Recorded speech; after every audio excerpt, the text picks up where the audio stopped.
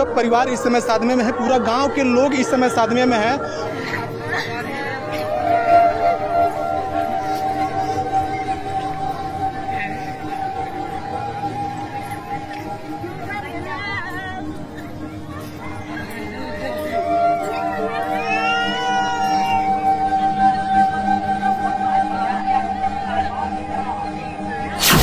दोस्तों अभी हम सुधीर शर्मा के घर पर मौजूद हैं और 17 साल की उम्र में उस लड़के की आज मौत हो चुकी है। हम आपको बता दें कि वो कप्तानगंज पढ़ने के लिए गया था, वहाँ के एक विद्यालय में वो पढ़ता था और जब पढ़ाई करके वो घर वापसी कर रहा था तो साहबगंज पुल के पास उसका एक्सीडेंट हो जाता है जिसमें उसकी मौत हो जाती है। यहाँ पर पूरे घर के लोग जो कि रो रहे हैं, बिलख रहे हैं और इधर देखिए अभी अभी जो उसकी बॉडी है वो जो कि पीएम होके सीधे घर पर पहुंची है और घर में इस समय चीख पुकार मच गई है। हम आपको बता दें कि वो लड़का अपने माँ बाप का इकलौता बेटा था और बड़े ही प्यार से उसके घर के लोग उसको पाल पोस के बड़े किए थे, लेकिन 17 साल की उम्र में उस बच्चे की एक्सीडेंट हो जाती है और वो जो लड़का है वो इस दुनिया को अलविदा कह देता है। यहाँ पर देखिए पूरे परिवार में इस समय चीख पुकार देखने को मिल रहा है और पूरे परिवार इस समय सदमे में है। वजह यह है कि वह लड़का जो था वो 17 साल की उम्र में जो कि उसका एक्सीडेंट हो जाता है और अपने माँ बाप का एक लाडला लड़का था और इस समय जो कि पूरे गांव में दुख का माहौल देखा जा रहा है। हम आपको बता दें कि अभी हम कुशीनगर जिले के परोराहा गांव में हैं जहां पर यह घटना घटी है और काफ़ी दुखद तस्वीरें हम आप सबको यहां से दिखा रहे हैं। दोस्तों इस तरीके की जब घटनाएं घटती हैं तो पूरे समाज पर इसका असर पड़ता है और पूरे समाज के लोग दुखी हो जाते हैं। अब जरा सोचिए 17 साल का लड़का जो कप्तानगंज में पढ़ाई लिखाई करता था और माँ बाप की काफ़ी उम्मीदें थी कि हम एक अच्छे विद्यालय में जब अपने बच्चे को पढ़ाएंगे तो वो लड़का जो है कि आगे चल के कुछ बनेगा, लेकिन उसके साथ ऐसी घटना घट गई कि पूरा परिवार इस समय सदमे में है, पूरा गांव के लोग इस समय सदमे में हैं और इस समय जो कि अभी उसका जो बॉडी है वो पीएम होके आया है। आप लोग स्थिति देख सकते हैं उसके परिवार की, उसकी माँ बाप के कि किस तरीके से लोग जो हैं वो रो रहे हैं, बिलख रहे हैं। यहाँ पर गाँव के भी तमाम लोग हैं और उनके नाते रिश्तेदार हैं वो भी यहाँ पर आए हुए हैं और उसके परिवार के लोगों को समझाने का प्रयास कर रहे हैं। दोस्तों ये काफ़ी दुखद घटना है और जिले में इस तरीके की जो घटनाएं दोस्तों काफ़ी ज़्यादा देखने को मिल रही है कि जब उस बच्चे का एक्सीडेंट हुआ था तो वो लगभग वहाँ पर 45 मिनट तक जो उसकी सांसें थी वो चलती रही, लेकिन जो रास्ते से आने जाने वाले जो लोग थे वो लोग जो है कि उस लड़के का वीडियो बनाने में लगे रहे, उसका फोटो खींचने में लगे रहे, लेकिन किसी ने उसकी मदद नहीं की और जो एम्बुलेंस था वो लगभग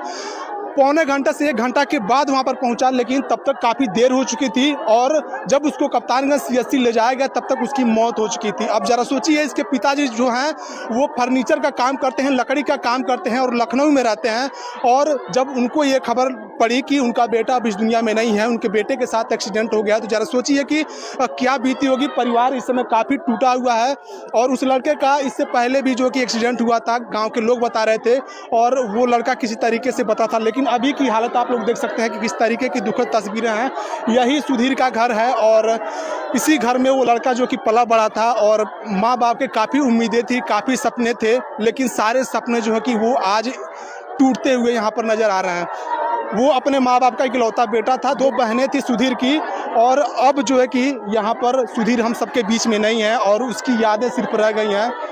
हम आप सभी से एक ही रिक्वेस्ट करेंगे कि आप लोग जब भी रोड या फिर सड़क पे चलिए तो आप लोग थोड़ा सा सावधान होकर चलिए और हेलमेट लगा के चलिए। लेकिन दोस्तों सबसे बड़ी दुख की बात यह है कि ये तो अपने माँ बाप का इकलौता बेटा था जो अब इस दुनिया में नहीं है, लेकिन जब इस बच्चे की एक्सीडेंट हुई थी वहाँ पर जो लोग थे वो तमाशा देखते रह गए, रील और फोटो बनाने में लग गए। ये कहीं ना कहीं समाज की एक जो नीति है ना, इसको बदलने की ज़रूरत है। जब तक आप सब लोग बदलेंगे नहीं, इसी प्रकार की घटनाएं होती रहेंगी और हमारे और आप सबके बीच में इसी तरीके से जो लोग हैं वो मरते रहेंगे। तो अगर आपके सामने भी इस तरीके का कोई एक्सीडेंट होता है, कोई तड़पता हुआ दिखाई देता है, तो सबसे पहले आपकी प्राथमिकता ये है कि आप न उसका वीडियो बनाइए न उसका फोटो बनाइए, खींचिए। सबसे पहले आपको जो भी नज़दीकी अस्पताल होता है वहाँ पर उसको ले जाने का प्रयास कीजिए। और यहाँ के लोग साफ तौर पर कह रहे थे कि 45 मिनट तक जो है कि वो लड़का सुधीर वहाँ पर तड़पता रहा, उसकी सांसें चलती रही, लेकिन कोई व्यक्ति वहाँ पर उसकी मदद करने के लिए नहीं पहुँचा। कप्तानगंज पटरौना रोड को आप सब लोग जानते हैं कि वहाँ पर कितना भीड़ रहता है, कितने लोग वहाँ पर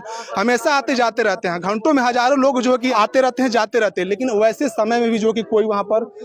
मदद नहीं किया। परिवार की हालत इस समय काफ़ी दयनीय है और कोई भी व्यक्ति इस समय बोलने की हालत में नहीं, हम किसी से बात भी नहीं करेंगे, लेकिन हमें जहाँ तक जितनी जानकारी थी हमने आप सब तक जो कि पहुँचाने का प्रयास किया। ये घर है, घर की स्थिति है, अब उस बच्चे की जो बॉडी है वो शमशान घाट लेके जाएंगे लोग और वहाँ पर उसका जो अंतिम संस्कार है वो करेंगे। लेकिन काफ़ी उम्मीदें थी, इंटर का छात्र था, कप्तानगंज में पढ़ाई करता था और पढ़ाई करके वो घर वापस आ रहा था, लेकिन साहबगंज